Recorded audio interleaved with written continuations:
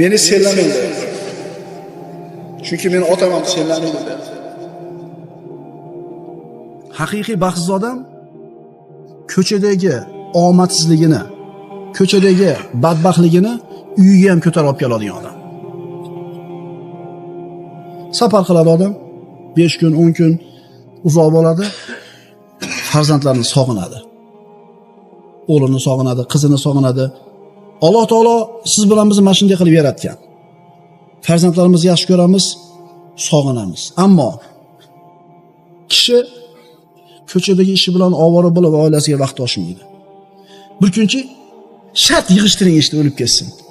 Shunday bir peshin bo'lmasdan uyga kelingda bolalarga o'tiringlar mashinaga, bir aylanib kelamiz deydi. Bo'lganmi bir marta shunaqa narsa? Shart do'konda yopdingiz, janini olsin, bir gap bo'lar. Shart mashinaga o'tirib, yuringlar bora, bir aylantirib kelaman sizlarni. Bugun kechgacha bir aylantirib keldingiz. Zo'r bo'lganmi? Kim xursand bo'lgan bundan, bilasizmi? Siz o'zingiz ko'proq xursand bo'lasiz. Chunki bolalar his qiladi, biz kerak ekanmiz otamizga. Otamiz bizni tarbiyamiz bilan yoki bizga e'tibori bor ekan deb turib, bolalarni bosh osmonga o'mrini oxirigacha esdan chiqarmaydi. Umridan oxirigacha esdan chiqarmaydi. Lekin unaqa yo'q. Mana shu 1000 ta odamdan bitta odam qo'l ko'tariladi. Ish.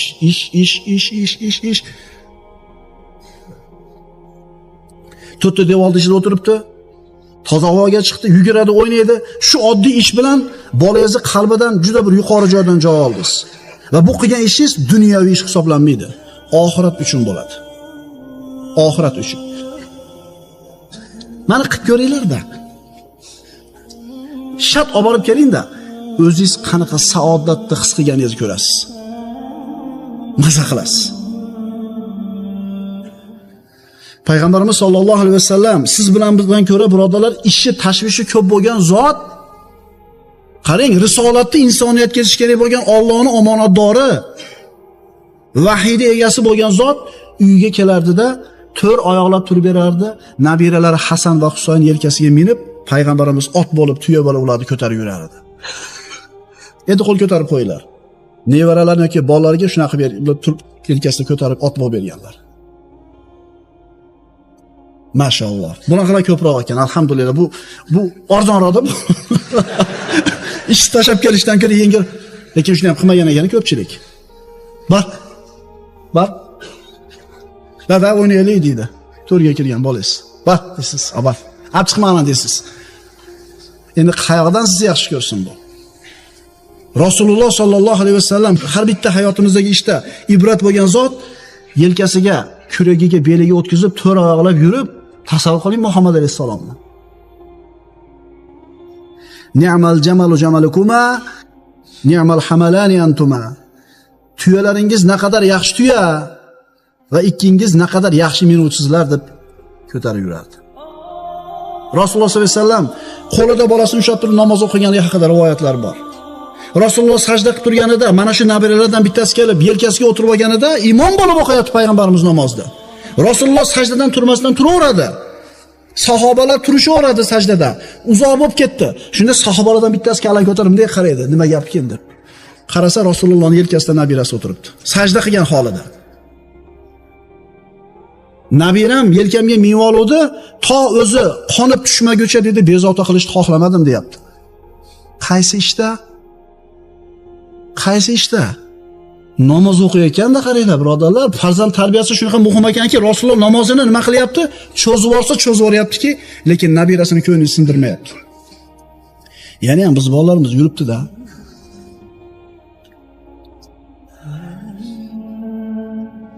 Meni bir birodarim bo'lardi, Alloh rahmat qilsin, o'tib ketdi. Otasi sizlab gapirardi shu bolam.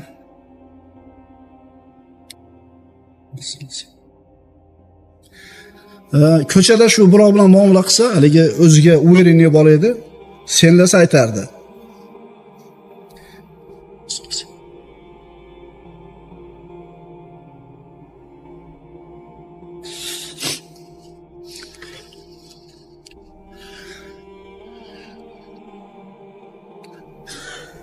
Meni sellamaydi.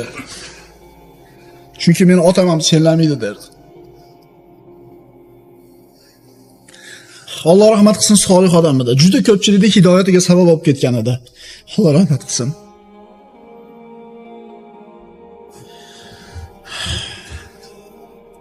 Biz nimaga chaqiryapmiz? Biz har bir uy, musulmon odamning uyi islomiy xonadon bo'lishiga chaqiryapmiz. Har bitta musulmonning xonadoni jannatdan bir bo'lak bo'lishiga chaqiryapmiz. Bunaqa uyda muhabbat bo'ladi, mehr bo'ladi, oqibat bo'ladi, kechirimli bo'ladi, bag'ri kenglik bo'ladi. Agar musulmon odam uyini mana shunday holatga olib kelgan bo'lsa, ko'chadagi har qancha mashaqqat uyga kelgandachi esdan chiqadi. Dunyodagi har qancha mashaqqatni yengishlik unga oson bo'ladi. Agar uyni shunaqa qilib tarbiya qila olgan bo'lsa, aytinglarchi, biz e'tibor beramizmi oilalarimizga, farzandlarimizga? Ammo haqiqiy baxtsiz nodon odam kim? Ko'chadagi mashaqqatini uyga ko'tarib keladigan, bu ham yetmagandek uyi ham o'zi mashaqqat bo'lgan odam. Biz g'alva, g'am tashvish, siqilish, bunaqa narsalar har zamonda ham bo'lgan, lekin bizni davrimizga kelib turib bu narsalar ko'payib, tezlashib ketganga o'xshaydi. A'udhu billahi minash shaytonir rojim. Ya ayyuhallazina amanu ista'inu bis-sabri was-salah. Innalloha ma'as-sabirin. Ey iymon keltirganlar, sabr bilan, namoz bilan mendan madad so'ranglar. Albatta Alloh sabirlar bilan birgadir. Insonda boshiga musibat kelganda, qo'rquv kelganda, xavotir kelganda, vahima, siqilish kelgan paytda nima qiladi? Kimdir mana shu narsadan qutulish uchun ichadi. Kimdir chekadi, kimdir uxlab oladi, kimdir boshini qumga tiqib oladi. Mo'min odam nima qiladi? Alloh azza va jalla aytayapti, agar sizlarga mana shunday bir xatarli holat, qo'rquv, xavotir, vahima, siqilishlar keladigan bo'lsa, namozga turinglar.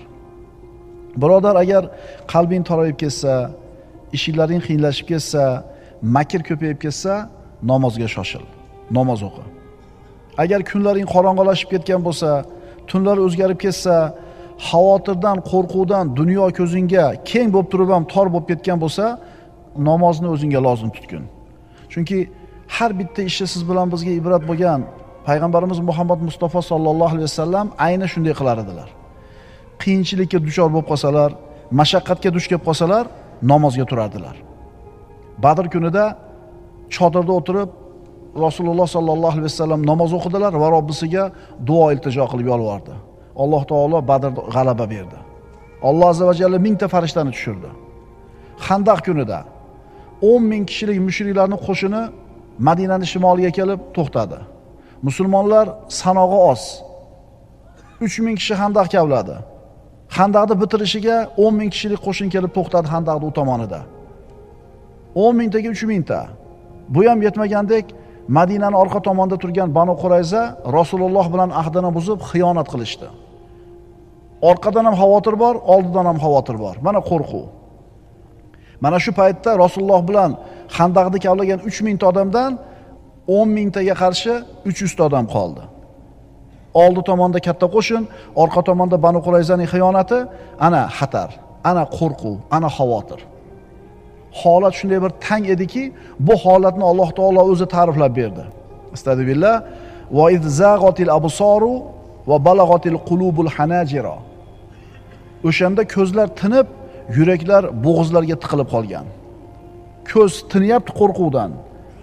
Jon tomog'iga, bo'g'ziga tiqilib qolgan. Mana shunday bir xatarli o'rinda Rasululloh sallallohu alayhi vasallam namozga shoshildilar. Mana siz bilan bizga har bitta ishni ibrat bo'lgan Rasulullohning qilgan ishi.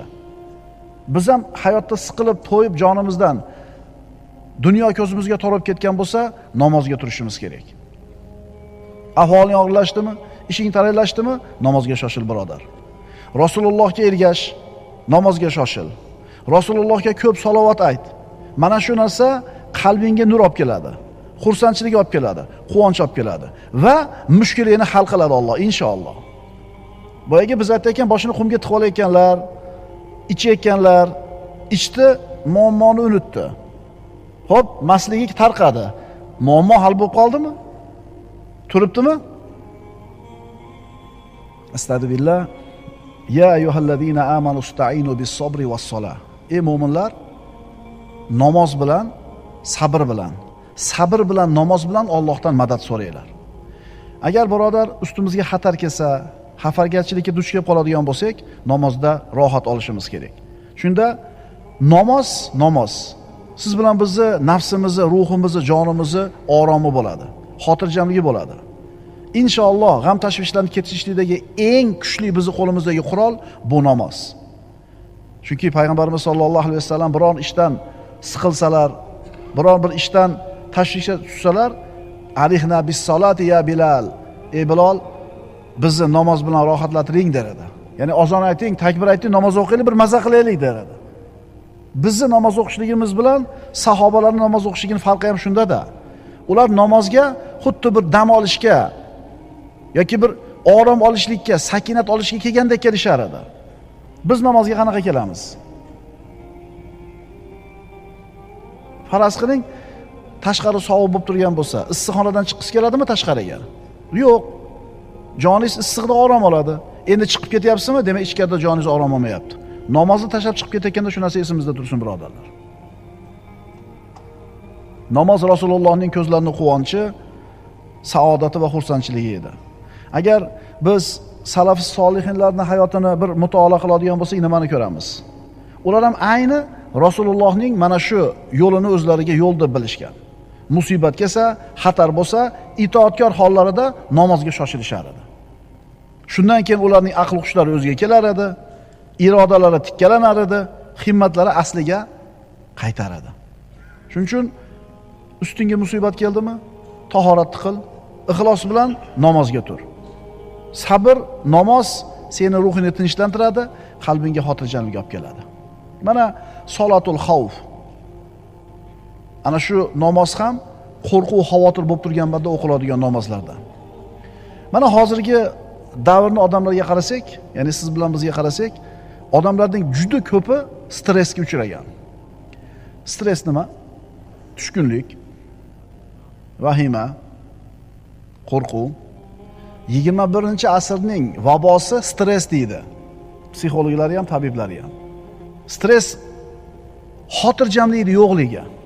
Agar bir og'iz so'z bilan aytish kerak bo'lsa, siqilgan, nervinli, asablari tarang, bitta gap kam, ikkita gap ko'p, sal narsaga jahli chiqib ketadi, sal narsaga otilib ketadi, o'zini kontrol qila olmaydi. Mana shu stress.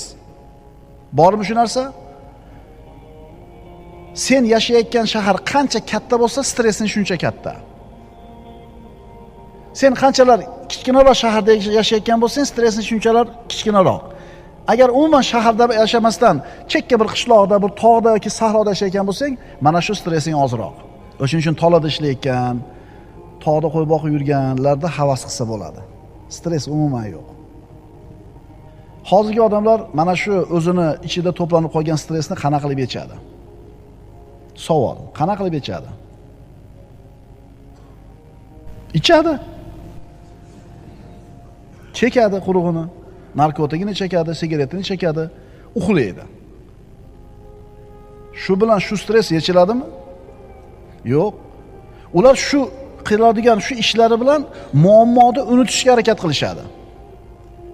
Ichadi, mast bo'ladi, esdan chiqib qoladi. O'ziga kelib qolganga o'xshadi, uyg'onsa muammo boboyida turibdi.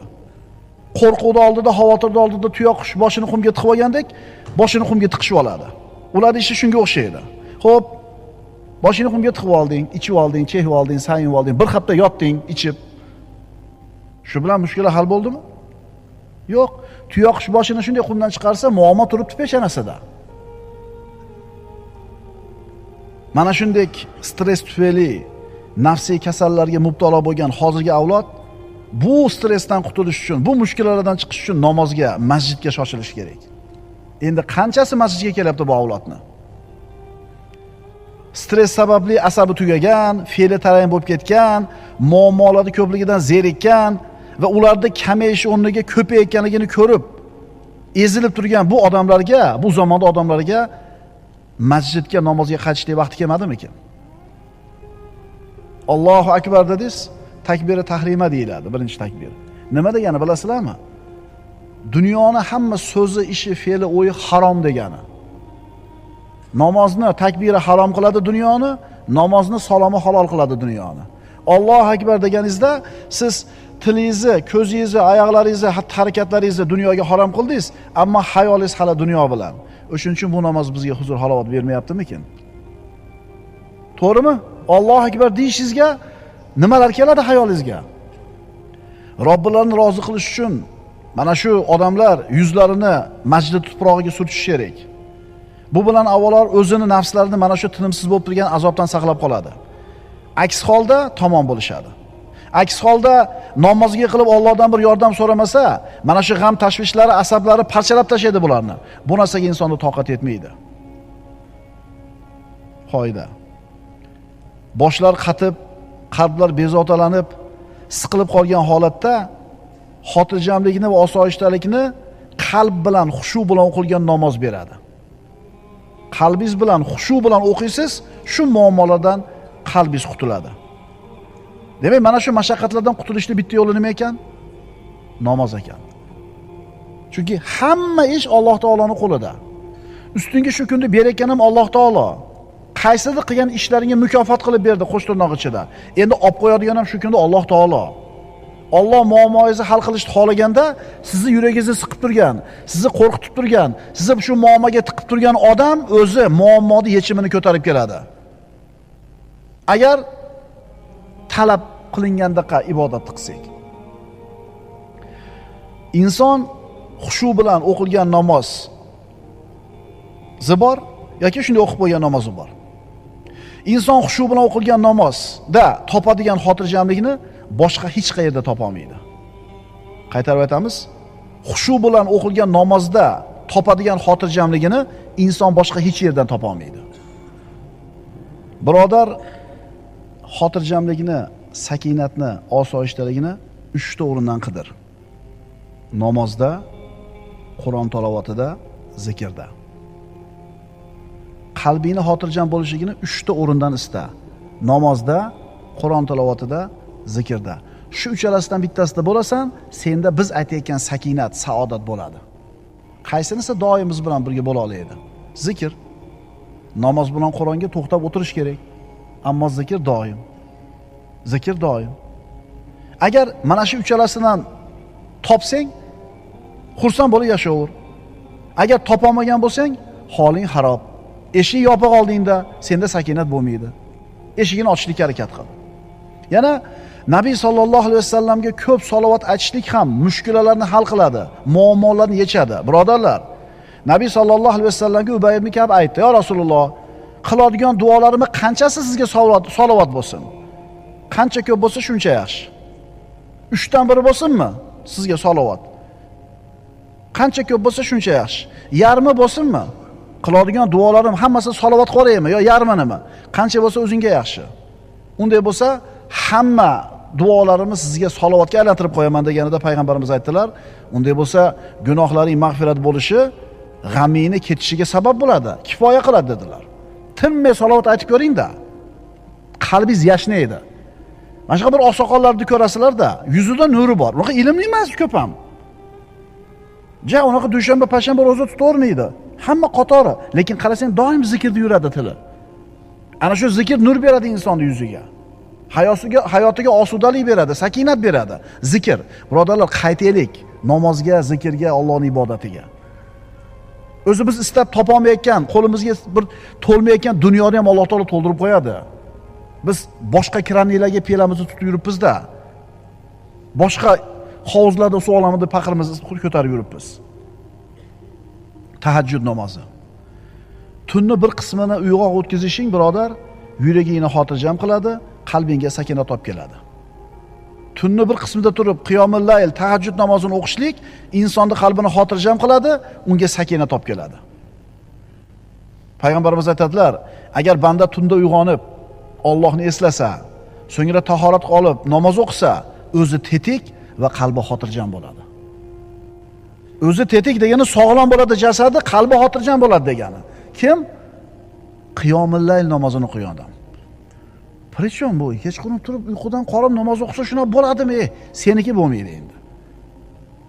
Chunki sen ishonmayapsanmi Rasulullohning va'dasiga? Seniki bo'lmaydi endi. Kanu qalilan minal layli ma yahjaun. Alloh maqtaydi o'zini solih bandalarini. Ular kechadan ozgina fursatgina ko'z yumar edilar. Va minal layli fatahajjat bihi nafilatan lak. Kechani bir qismida uyg'onib, o'zingiz uchun nafil ibodat bo'lgan namozni o'qing. Bu ishlar bekarga emas.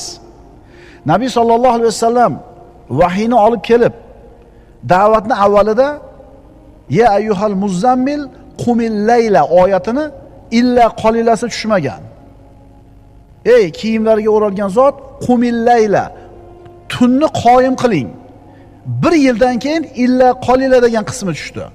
Ungacha musulmonlar bir yil kechasi uxlamasdan namoz o'qishdi. Illa qolila keyin tushdi. Ya'ni tunni bir qismida uxlamasdan namoz o'qing, bir qismida uxlang degan bo'ladi. Ammo o'yga illa qolila bir yildan keyin tushdi. Chunki musulmonlarga xavotir, musulmonlarga qo'rquv, xavf, Makka da holat qiyin bo'lganda qiyomul layl bilan musulmonlarning nafslari orom oldi. Qiyomul layl bilan joni orom oldi. Tushunyapsizlarmi birodarlar? Nima uchun bizning qalbimizda urg'a sakinat, xotirjamlik yo'q? Nimaga dollar o'ynab ketsa, kursi qaltirab ketyapmiz, adamani qo'yib tursa vahima bo'lib ketyapmiz? Nimaga yo'q bizda shu quvvat? Agar aqllarni ishlatsak, birodarlar, namoz bizga berilgan katta ne'mat ekanligini tushunib yetamiz. Kunda o'qiydigan 5 mahal namozimiz gunohlarimizga kaforatligini tushunamiz. 5 mahal o'qiydigan namozimiz Robbimizning huzurida bizni darajamizni ko'taradigan vosita ekanligini tushunamiz. Yana bu namoz g'amlarimizni muolajasi ekan, dardlarimizni davosi ekan. Shuni bilamizmi? Namoz bizni qalblarimizni ishonchga, nafslarimizni rozilikka to'ldiradi. Mana endi namozdan, masjiddan uzoq yurgan ona odamlar bitta g'amdan chiqsa ikkinchisiga albatta tushadi. Bitta tayinlikdan chiqsa ikkinchisiga kirishadi. Biridan ikkinchisiga ko'chib yuraveradi. Alloh taolo nima dedi ularni? Astagfirullah, fata'san lahum va adalla a'malahum. Bas ularga halokat bo'lur va Alloh ularning qilgan amallarini zoya qilur.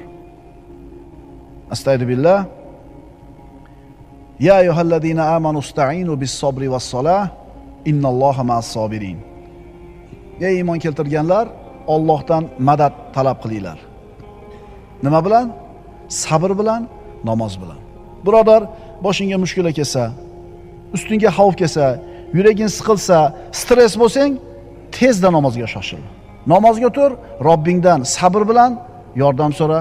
Albatta, iymon birodarlar bu baxt degani. Haqiqiy baxtsiz insonlar kimlar? Haqiqiy baxtsiz insonlar iymon xazinalaridan, ishonch zahiralaridan mahrum bo'lgan muflislar. Muflis degani nima degani edi? Muflis degani bankrot degani, hech narsasi yo'q odam degani. Bundaylar dunyoda yasharkan doimiy suratda hayot